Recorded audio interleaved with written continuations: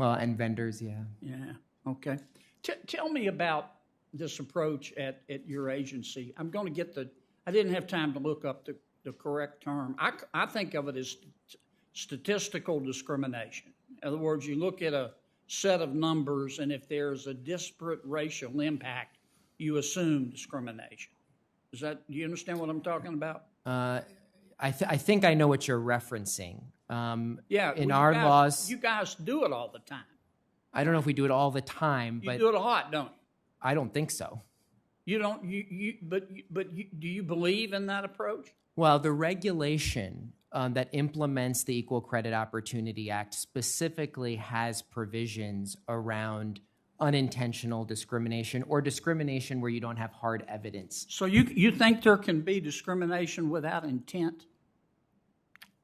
Well, that's what actually we do think that many of these algorithms, especially that we see with all this surveillance, big data. I mean, certainly what. Yeah, we but I'm see talking in about China, humans. I'm talking about human beings. Do you think human beings can racially discriminate without without intending to racially discriminate?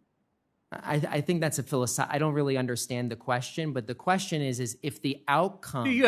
Does a human being have to have intent to discriminate on the basis of race? You understand that, don't you? Well, I think if you're saying they discriminate, then they are intending to do it. No, I'm not. You can make a distinction among human beings of different races on factors other than immutable characteristics. Oh, of course. You don't think of all course, people and that's of a race have a particular characteristic? Of course, do you? that's exactly I think what the law is saying too. The law is saying that if it's not explained by other factors, then the courts have established a burden. It has to be race. Framework too. Sorry? It has to be race if it can't be explained by other factors? No. The idea is that if it's not explained by other factors, the courts have established that there can be liability. Does that make sense? I'm sorry. None of what you do over there makes sense. Okay, well, we're happy to take questions for the record, and I'm happy to meet with you. Thank you, sir, Mr. to talk Chairman. through it. Thanks, Senator Kennedy.